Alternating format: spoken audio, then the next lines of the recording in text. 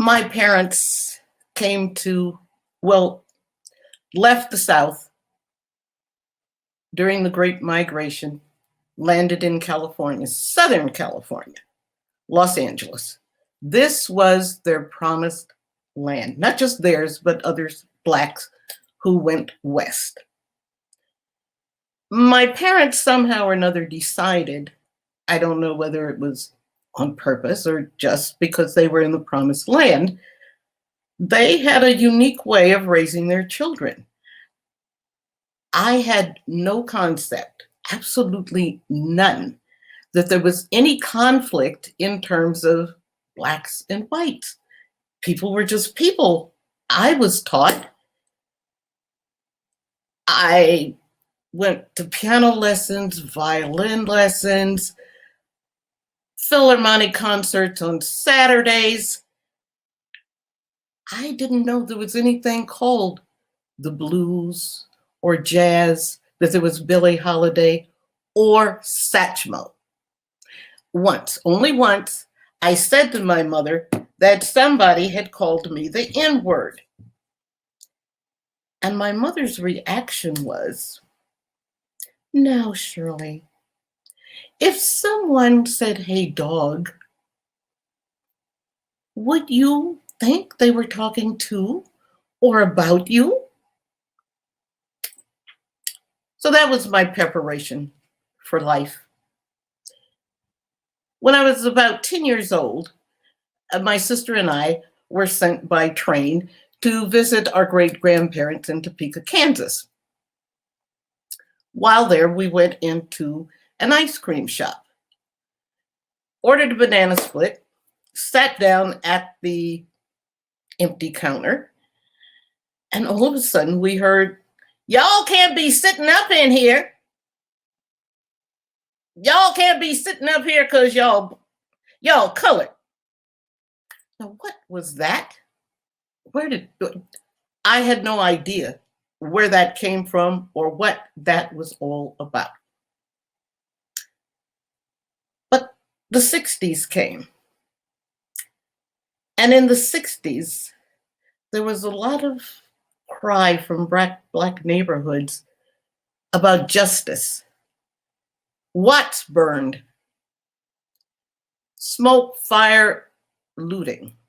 This was very unsettling as I sat comfortably on my couch watching TV news.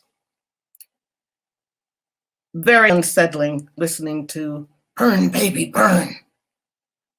I couldn't comprehend. Later, I saw a photo. It wasn't the news, but I saw this photo of a woman, a mother, who was in a burning and looted store with her barefoot toddler trying shoes on the child. This was unsettling.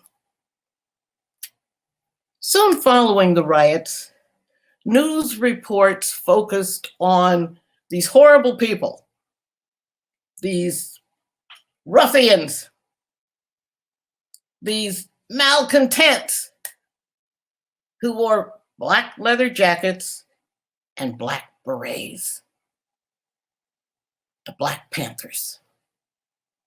Well, they held meetings in various assembly halls in Los Angeles, and I thought to get up off my comfortable couch and go hear what the brothers had to say. So I went to the Los Angeles Sports Arena where they were assembled, and I listened. I heard Eldridge Cleaver, I heard Rap Brown, and others, and then I drove back home. And when I turned on the TV news was not telling me what I had heard. The TV news had another spin on who the Black Panthers were. Now, in all of this, there was something not quite right. But then I learned who determines the news, who reports the news, and how they're going to report it. I learned that. And so on this special night, it was the LA Press Club Journalism Awards. Actually, it was the Oscar event for journalism. And there I was on the podium, standing next to one of the highly respected anchors in Los Angeles, Jess Marlowe. And he was handing me my beautiful plaque, first placed award for personal commentary. There we were on the podium. Others had walked up to the podium and been presented their award. They smiled nicely, said thank you, and left the podium. That's what we were supposed to do. I've never been one who does what I'm supposed to do. So once I got this gorgeous plaque, I leaned into the mic. And Marlowe kind of stepped back a bit, not recognizing what was going on. And I leaned into the mic and I looked out into the banquet hall, the USC Town and Gown room. And I said to the over 300 journalists assembled, I guess they would call themselves the best and the brightest of Los Angeles. I would call them just the whitest. I leaned into the mic and I asked them if they really believed that they represented the diverse city of Los Angeles. Well, of course, they didn't answer. They didn't need to answer because they didn't represent us. I said more, but at any rate, I left the podium, made my way through the crowded banquet hall, passing now sort of, I don't know whether they were uncomfortable, but they didn't want to look me in the eye. I passed them all, having said what I needed to say and had wanted to say for years. And I often said it in my column. Got to my table, filled with staff from the newspaper where I wrote, who stood and gave me a standing ovation. So we're now in 2021. From the 60s, I learned who I was. Who's learning who they are now? Fortunately, we have cell phone video.